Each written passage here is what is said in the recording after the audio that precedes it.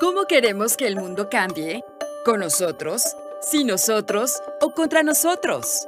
Toma un respiro y acompaña a Abby Soto, Dan López Herrera y Samuel Segura para platicar de todas aquellas dinámicas políticas, económicas y sociales que traen a nuestras vidas y a la sociedad de cabeza. Pero como dicen, echando a perder se aprende. Esta es la tercera llamada. ¡Tercera! Digámosle juntos, ¡yes al mes!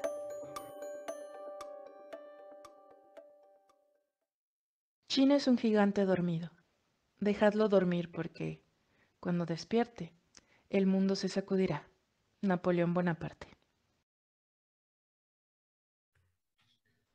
Hola, ¿qué tal chicos? Bienvenidos de regreso. Un placer verlos otra vez para poder platicar nuevamente. En esta ocasión sobre un tema que es un poquito caliente, especialmente en el contexto en el cual ahorita nos encontramos. Guerras por aquí, guerras por allá. Pero bueno, este, una de las, el tema de hoy es básicamente platicar un poco sobre China y el papel que China está jugando, ¿no? Tradicionalmente hemos creído que pues Estados Unidos es como el todopoderoso del mundo y sin embargo pues en los últimos años hemos podido ver cómo China se convierte en un papel, en un jugador muy importante y pues bueno, hay mucha gente que tiene miedo de que eso vaya a desencadenar una nueva guerra mundial, ¿no? Porque pues todo el mundo piensa que al final de cuentas tiene que suceder algo similar como lo que sucedió entre Estados Unidos y la Alemania nazi para que haya este acomodo en el escenario geopolítico, ¿no? Y pues bueno, me gustaría que nos tomáramos unos minutillos para poder discutir un poquito acerca de algunos planteamientos, ¿no? Y me gustaría comenzar con una primera, eh, con una primera pregunta que me gustaría hacerles. Avi, ¿tú crees que es creíble hablar de un auge chino que sea capaz de sustituir a los Estados Unidos? Mira, aquí me gustaría hablar netamente de lo que viene a ser básico para las relaciones internacionales y son los argumentos de Kissinger. Para que un país pueda considerarse líder a nivel mundial, existen diferentes poderes, lo que sería el poder militar, el poder económico y el poder político o territorial.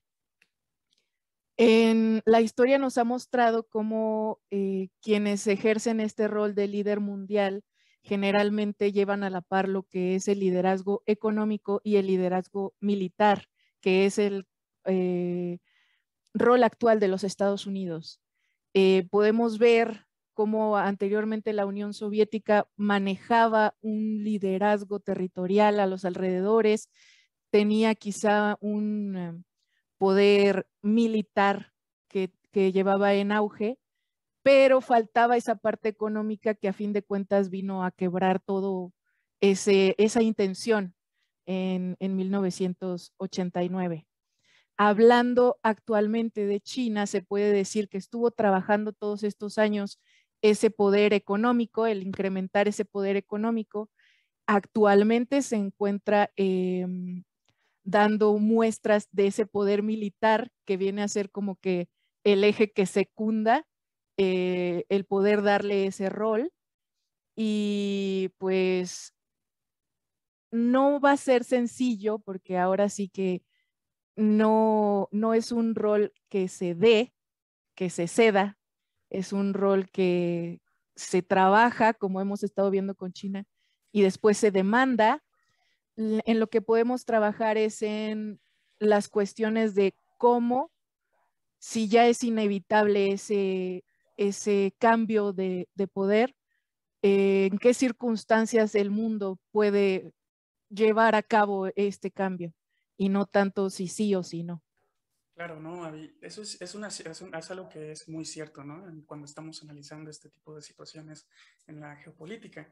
Pero, eh, Dani, ¿tú crees que, por favor, que de alguna u otra manera eh, China busca realmente socavar la posición de Estados Unidos en el mundo o Mira, no necesariamente? Avi citó a Henry Kissinger y el señor ya tiene 98 años. Y es una persona que prácticamente él vivió el ascenso de Estados Unidos prácticamente por el protagonismo que tuvo este señor, digo, que tuvo este país en la Segunda Guerra Mundial. Ya entró la senectud cuando estamos en un cambio de paradigma donde ya no importa tanto el poder político, el poder económico, sino estamos hablando ya del poder de la innovación, de la economía del conocimiento. Y ahí es donde sí verdaderamente tenemos que estar hablando del gran crecimiento que ha tenido China en cuanto a la generación de patentes, a la gran cantidad de estudiantes chinos que estuvieron en las últimas 3 décadas en las principales universidades de Estados Unidos, en los grandes centros de investigación de tecnología, y ahí es donde radica hoy en día el verdadero poder. Tú hablabas de 3 ejes, el poder político, económico, militar. Creo que Kissinger no alcanzó a ver el gran poder que está detrás del paradigma de la innovación. Ahora, es muy sexy hablar del ocaso de los Estados Unidos. Es un tema en el cual pues todo mundo quiere hacer leña del árbol caído, y también todo mundo quiere ver qué eran los gigantes. Lo que sí nos muestra la historia es de que toda gran potencia desde el Imperio Romano, durante gran parte de la Edad Media, tuvo su auge, pero también tuvo su caída. Por ejemplo, también lo vimos con España. España fue un gran reino conquistador en la Baja Edad Media. Luego vino su caída, luego posteriormente fue Gran Bretaña en el siglo XVIII, siglo XIX. Hoy en día Gran Bretaña no mantiene ese nivel de hegemónico que antes tenía, y Estados Unidos adopta este papel en el siglo XX y está llegando al siglo XXI con estas grandes cuestiones, ¿no? Pero no hay que recordar que Estados Unidos tiene una gran capacidad de resiliencia. Durante el siglo XXI, digo, durante el siglo XX, pues recordemos la Guerra Fría. O sea, Rusia se erigió como otro polo de poder militar, poder político, y Estados Unidos pudo salir avante. Luego, en el ámbito económico, en el ámbito tecnológico, Japón también fue otro país que se mostró hasta cierto punto amenazante al poderío de Estados Unidos, y Estados Unidos siguió manteniendo su liderazgo en cuestión de tecnología y de innovación. Hoy China se suma a este grupo de países que han intentado incursionar en la arena internacional con un papel protagónico, pero no hay que descartar la gran capacidad que tiene Estados Unidos de adaptarse. E incluso, ya para cerrar este primer comentario, a Estados Unidos le viene bien la competencia. ¿Por qué? Porque generalmente cuando no tienes tú otro punto de referencia, de poder, tiendes a caer en una zona de confort. Entonces yo creo que Estados Unidos eh, tiene que solucionar algunos retos internos que lo voy a abordar más adelante, pero creo que la competencia con China va a ser benéfica, y no creo que vaya a haber una guerra, porque ambos países han prosperado precisamente en épocas de cierta estabilidad y orden internacional. O sea, sí ha habido guerras, como decía Samuel, pero yo creo que la última gran guerra en la cual participaron las grandes potencias fue la Segunda Guerra Mundial, y si acaso, pues la Guerra Fría, pues no tuvimos una guerra como tal. Sí ha habido guerras, la guerra de Vietnam, la guerra de los Balcanes, pero nunca ha sido entre potencias, siempre ha sido con la participación de una potencia con otro país de menor poderío, y los demás, la verdad es que únicamente lo único que hacen es quejarse en el Consejo de Seguridad de la ONU, pero ven muy costoso ya el involucrarse en una conflagración bélica de grandes magnitudes. Claro, no, me mencionas un punto importante que precisamente o sea, me gustaría, no sé, Avi, que nos pudieras un poco como ayudar a reflexionar al respecto. Eh, Daniel ya mencionaba precisamente que él no cree que sea necesario tener una confrontación armada, ¿no? ¿Tú crees que, por ejemplo, podría haber invitaciones para construir juntos un futuro común, ¿no? Entre Estados Unidos y China, o definitivamente pues esa competencia sana no da espacio a cierto nivel de colaboración? Mira, Dentro de los puntos que ahorita estaba tocando Daniel, entiendo en cierta parte por qué llega a ser conflictivo, sobre todo para nosotros tres que estamos en este momento discutiendo. Nosotros tres no hemos vivido ningún escenario, los hemos estudiado, los hemos leído en los libros de historia, pero nuestra existencia ha sido siempre con un rol hegemónico de los Estados Unidos. No nos ha tocado vivir ninguna situación en la que el poder haya querido cambiar de manos. Como decía un profesor anteriormente mío, es que el poder y el dinero no se extinguen, simplemente cambian de manos. Entonces, ese desconocimiento de no saber qué va a ser de un mundo al que no estamos acostumbrados o no nos ha tocado vivir. Ahora, también me decía un compañero, es que a nosotros qué nos interesa lo que sucede en China, dejando de lado el comentario de que no, nosotros como internacionalistas vemos que todo le afecta a todo. Hemos estado viviendo, fuera de ese comentario, yo veo el escenario internacional, y para los que no son internacionalistas, que nos entiendan un poquito más, como una secundaria, una preparatoria, en donde hemos sido el vecino no querido, pero a fin de cuentas, el cercano del líder, del que guía a todo mundo, ¿no? Y todo mundo va a querer quedar bien con nosotros porque somos los que estamos cerca de. Si cambias ese escenario de poder al otro lado del mundo, ¿en qué papel nos deja a nosotros? Si la riqueza ya se va, las ganancias ya se van completamente al otro hemisferio. Hay un artículo dentro de los que tú nos dejaste, Samuel, que no quisiera yo ser negativa, pero precisamente en esos estudios que tú nos pusiste, de 16 casos, 12 terminan en guerra. Entonces, pues como que las probabilidades no están muy a favor de que sea pacífica la cuestión, ¿verdad? Ahora, el problema está en que yo veo la actitud de los Estados Unidos, les repetía en este escenario de secundaria preparatoresco, que dice, sí, puede ser un escenario en el que seamos dos líderes, pero yo no voy a dejar el 80% del pastel que yo ya tengo. Tú trabaja con ese 20 restante. Ahí está el inicio del conflicto, en el que yo no quiero perder mi rol actual ni los beneficios que tengo, y con lo que sobra, acostúmbrate, trabaja y tú sé el líder en esa parte. Nadie quiere tener una posición de poder y no tener los beneficios. Lógicamente, si voy a empezar a trabajar con este 20, voy a querer tener los mismos beneficios que tú tienes con el 80 y después me iré extendiendo. A mi punto de vista, el conflicto es inevitable. Uy. Pero fíjate, me gustaría ser un poquito provocador. Por ejemplo, después de la Primera Guerra Mundial, ¿no? Entramos a un periodo de transición. Gran Bretaña está profunda, quien durante todo el siglo XIX prácticamente había controlado las finanzas, ¿no? Y ya ven el famoso gunboat diplomacy, la diplomacia de los botes, ¿no? Donde iban y pum, bombardeaban países como Caracas, etcétera, etcétera, ¿no? Y sin embargo, como que Estados Unidos e Inglaterra o Gran Bretaña sí logran como acomodarse. Y digo, hoy en día Gran Bretaña es un desastre con lo del Brexit. No voy a defender a Gran Bretaña, pero algo que sí se me ocurre es de decir, por ejemplo, Gran Bretaña, para bien o para mal, sigue siendo influyente, ¿no? Para todas las transacciones internacionales, como decías tú, David, de que el dinero se transfiere, pues la libra esterlina sigue siendo una moneda de reserva, ¿no? Y se utiliza para las transacciones y todo lo demás. Digo, obviamente el dólar le saca, ¿no? Por kilometraje, pero por ahí tienen un papel que jugar, ¿no? Entonces, un poco, Daniel, ¿tú qué piensas al respecto? ¿Piensas que podrían acomodarse? ¿Crees que definitivamente no hay manera?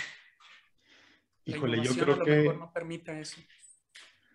Yo creo que en un análisis de costo-beneficio le sale muy caro a una potencia entrar en un conflicto con otra potencia. Y yo creo que también el orden internacional se ha mantenido estable más o menos por el sistema capitalista, que si bien ahorita hay un desgaste, yo creo que estos países deberían de estar más orientados en darle viabilidad a este sistema económico que les ha permitido prosperar. Yo creo que eso se va a imponer sobre cualquier otro conflicto. Se han tenido muchos desacuerdos, eso es indudable, pero en términos de comercio, o sea, uno y otro alegan prácticas indebidas. Estados Unidos, por ejemplo, hablando en términos de la economía del conocimiento, pues ha cuidado mucho las aplicaciones o todas estas empresas chinas que están incursionando en Occidente. Recordemos el caso de TikTok, que por ahí hubo senadores conservadores que no, es un caballo de Troya y alegaban espionaje y tanta cosa. Digo, ya saben que los gringos y principalmente los republicanos son excelentísimos para las teorías de la conspiración. Pero hay un tema muy importante. Estados Unidos sigue teniendo 100 universidades dentro del ranking mundial de las mejores universidades a nivel mundial. O sea, Estados Unidos sigue siendo un gran centro de conocimiento y de innovación y culturalmente hablando sigue ejerciendo una gran influencia en Occidente. Creo que ese es el gran reto de China, cómo más allá del poderío comercial que tiene, cómo empieza a ganar terreno en posiciones donde históricamente Estados Unidos ha ejercido una gran influencia. Y por ejemplo, ahorita tú que mencionabas la libra esterlina y mencionabas el rey dólar, es muy sabido que ya los países se están dando cuenta del agotamiento de la política monetaria de Estados Unidos de la impresión de los dólares. O sea, la deuda de los Estados Unidos, el déficit de la Fed prácticamente antes de la crisis del 2008, era cerca de, aquí tengo el dato, permítanme un segundo, era de 700 billones de dólares en 2008 y en 2021 era de 7.6 trillones de dólares. O sea, si el mundo depende de la política monetaria de la Fed. Y eso es un gran riesgo para la economía internacional. Y ya hay países que están buscando otras alternativas al dólar. Y en este aspecto yo creo que China está tratando de impulsar algo que yo me acabo de enterar con este episodio. Yo conocí siempre lo que es el yuan. Y cuando Samuel nos pasó por aquí las lecturas, yo no sabía que se le llamaba el renminbi, pero bueno, eso es un dato nuevo que aprendí, pero creo que hay una excelente oportunidad para empezar a ver otras monedas que sirvan como tipo de cambio y China lo está haciendo con sus socios comerciales y con los países vecinos. Entonces, creo que Estados Unidos, el gran riesgo que tiene no es con China, sino es consigo mismo. El hecho de que ha llegado Trump, ya para finalizar este comentario, nos habla que es un país dividido internamente y que sobre todo tiene una gran crisis de credibilidad y de confianza entre ciudadanos y clase política.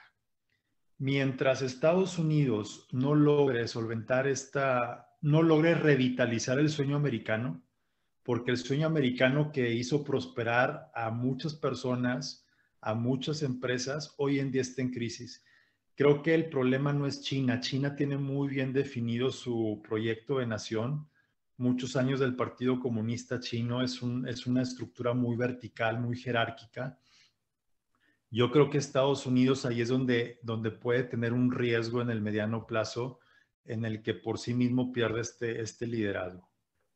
Bueno, y eso me gustaría, con base en eso, lanzarte por ahí una pregunta también acerca de que, pues al final de cuentas, como dice Daniel, seguimos siendo, el dólar sigue siendo el rey, ¿no?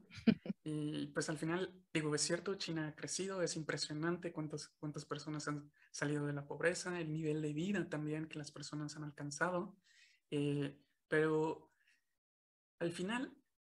No sé si te acuerdas de Kishore Mahbubani, donde nos habla acerca de que, por ejemplo, que cuando dos elefantes pelean es el pasto el que sufre.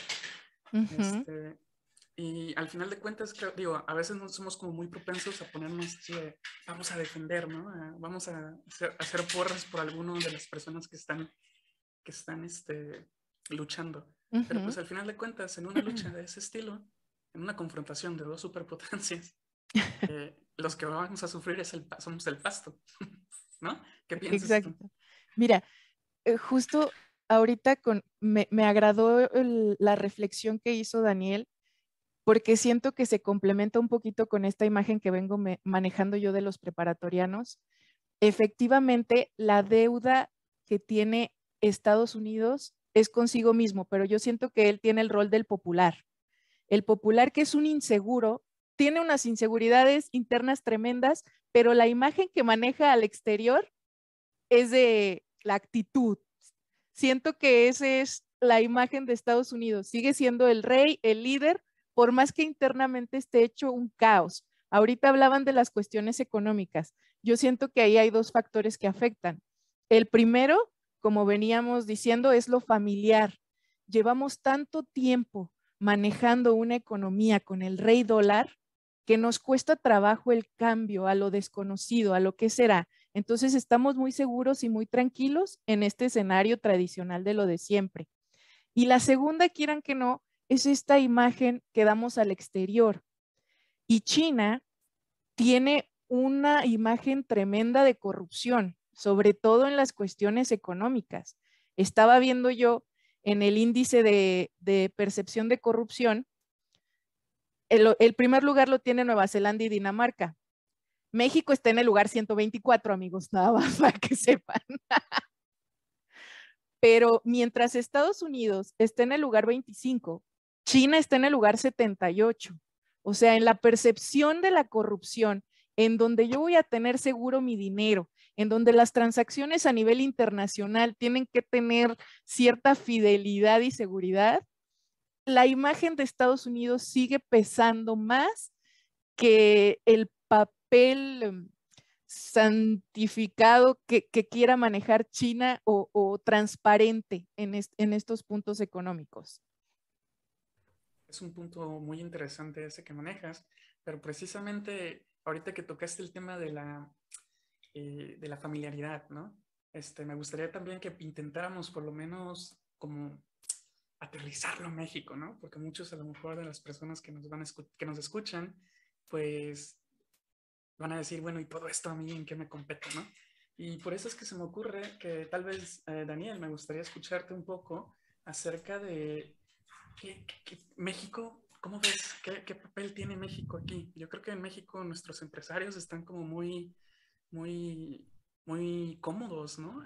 Con el TEMEC, con todo este tipo de cosas, y como que no han procurado, eh, pues no reemplazar, no se trata de reemplazar, pero no han procurado eh, fomentar esa otra relación comercial. Claro, esa es una de las grandes cuestiones que constantemente se puntualizan, que gran parte de nuestras exportaciones están dirigidas a Estados Unidos, pero yo les digo, pues es que si somos vecinos de la mayor potencia económica a nivel mundial, pues resultaría ilógico no aprovechar esta cercanía. Lo que sí es que creo que hoy en día se abre una gran oportunidad para México. China en los últimos años ha incrementado su presencia en Latinoamérica. No hay que negar que anteriormente China era un país que lo veíamos muy lejano, pero cada vez vemos más chinos en las ciudades, vemos más comerciantes chinos, vemos más empresas chinas, está Huawei, o sea, hace 10 años no conocíamos ninguna empresa china, está Xiaomi, los buffets chinos, pues eso siempre han estado, ¿verdad? Pero empresas así transnacionales vemos con mayor presencia, y se abre una oportunidad para México en el siguiente sentido, en que con la reciente pandemia del COVID-19, las cadenas logísticas y de suministro sufrieron demasiado. China era la fábrica del mundo. Al momento en el cual comienzan estas cadenas a romperse, muchas empresas que antes tenían sus suministros en China se dieron cuenta que es mucho más práctico el a lo mejor relocalizar parte de su producción o parte de los componentes para armar algo, no sé, a un lugar más cercano. Entonces, ahorita hay un fenómeno que está ocurriendo en el cual muchas empresas, por ejemplo, si Estados Unidos es tu mercado final y anteriormente tú varios de tus componentes los traías de China y únicamente armabas en México o en Estados Unidos, pues ya se dieron cuenta los altos costos que tiene también el tenerlos ahí en China. Entonces, México debería aprovechar esta oportunidad para tratar de crear las condiciones para que estas empresas se instalen en México y ya prácticamente el producto terminado únicamente entre en Estados Unidos. De hecho, hay un apartado del TEMEC que te habla de una reducción arancelaria para productos ya prácticamente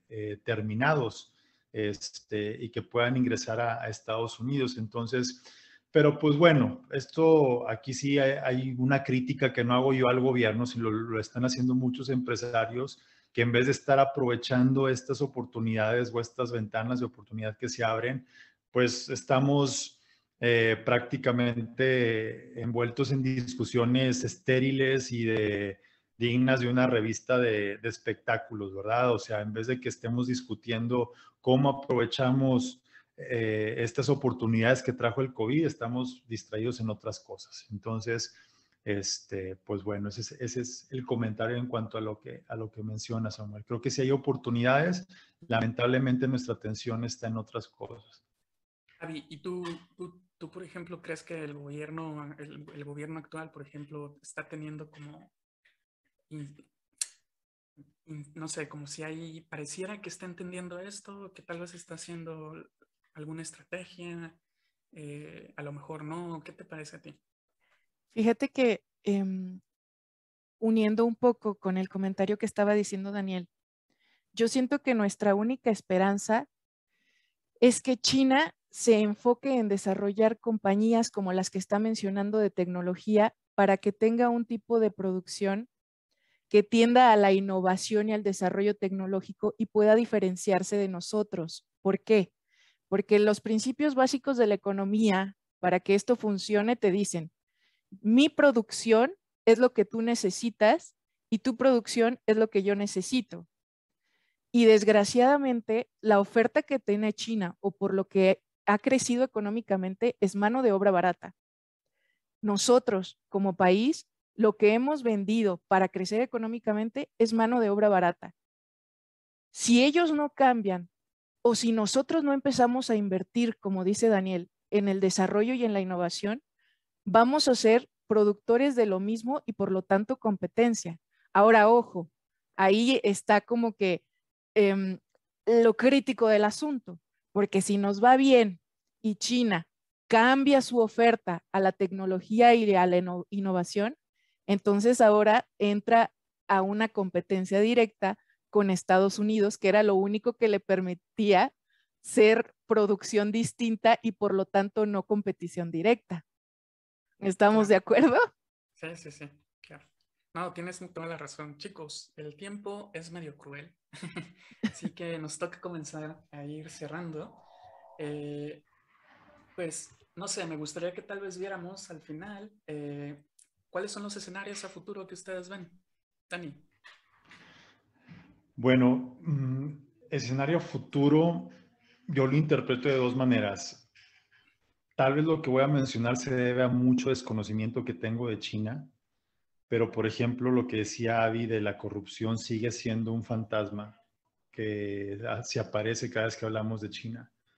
La última noticia que leí al respecto de este país es que acaba de sacar con inteligencia artificial una herramienta que se llama Sistema de Crédito Social.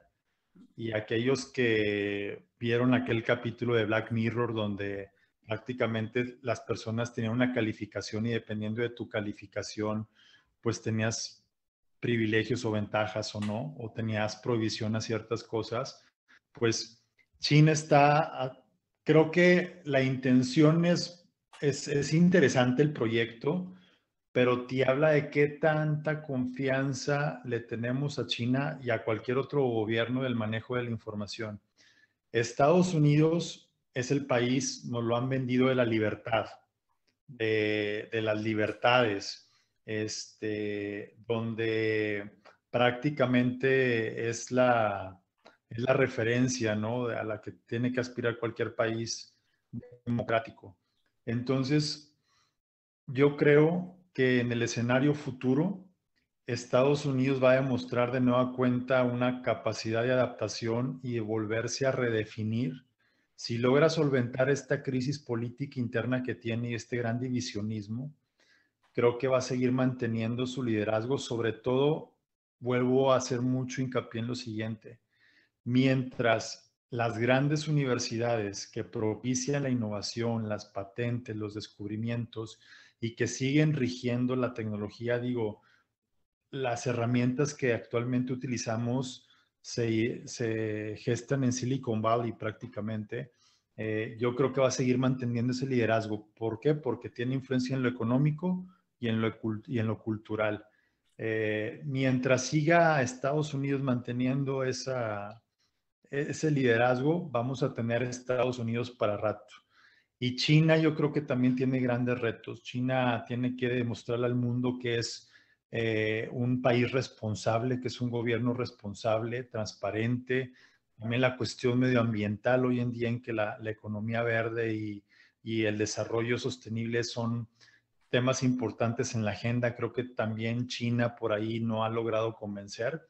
Y la otra es que internamente China, si bien está consolidando una clase media, tiene dos grandes retos. Número uno, sacar la pobreza de algunas regiones que todavía, de algunas provincias que están lejos de estos grandes polos económicos y son millones de personas. Y la otra también es tratar de convencernos de que su desarrollo económico es sostenible. ¿Por qué razón? Porque China pasó durante mucho tiempo el mismo proceso que otros países, de pasar de un país agrícola a la industrialización. Pues el desarrollo económico es lógico, ¿no? Y ahorita que China se ha industrializado, se ha modernizado, vamos a ver si logra mantener el ritmo o prácticamente se desacelera. Entonces, Gracias, son Dani. los comentarios para Avi, cerrar. cuéntanos, ¿qué escenarios a futuro ves? ¿Qué escenario a futuro? ¿Cómo Pues va la como cosa? casi no se me da, me tocó el negativo. Entonces, en un escenario negativo, yo veo que ahora viene una hegemonía asiática. La riqueza se traslada a Oriente, pero en Occidente tenemos un mal perdedor, alguien que no acepta quedar fuera del juego y nosotros nos quedamos cerca de las represalias y lejos de la riqueza. Es decir, que América Latina se queda en una pobreza junto con un mal perdedor y alejado del movimiento económico. Sí, sí duele un poquito ese escenario. Sí es negativo. Pues bueno, para acá. Oye, y más si le toca otra vez a Donald Trump ser el que acepte una derrota, Imagínate. nunca la va a No, aceptar. no lo soportaría. Y bueno, para acabar con un poquito más de azúcar este episodio, me gustaría tal vez pensar que a lo mejor sí existen mecanismos que permitan a los dos países trabajar. Yo creo que no es, o sea, la competencia no quiere decir que haya lugares mutuamente excluyentes en la toma de decisiones a nivel internacional. A mí se me ocurre que, por ejemplo, una iniciativa maravillosa sería que Estados Unidos se integrara parte o formara parte del famoso One Belt, One Road, ¿no? Porque toda esa zona tiene un potencial de crecimiento económico, pero entre las guerras del Medio Oriente y todo el desastre que hay al final de cuentas en esa región, pues sí es importante, ¿no? Intentar como ir creando proyectos de infraestructura y demás. Y pues ahí es donde hace falta el capital. A las empresas estadounidenses les podría ir bien con todo el know-how, con todo lo demás, y pues también con China. A China también le beneficiaría, ¿no? Además, imagínense, estaríamos conectando, ¿no? Todo este continente euroasiático. No sé si se acuerdan de la primaria cuando luego nos decían, el continente euroasiático. Era Entonces, euroasiático africano. sí, era una mezcla bien extraña. Sí, o sea, ya prácticamente abarcaban todo el mundo.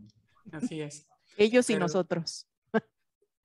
pues bueno, hasta aquí lo dejamos el día de hoy.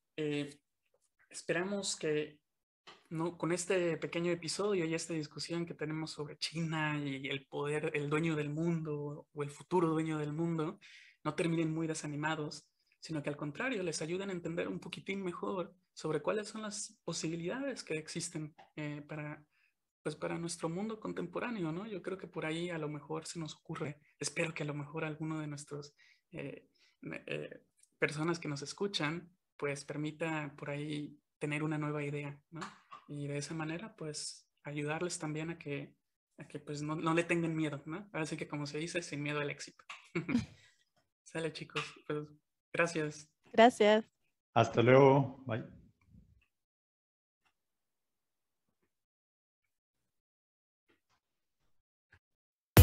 Este es el final, pero calma, solo de este episodio. Corre la voz y compártelo en redes sociales.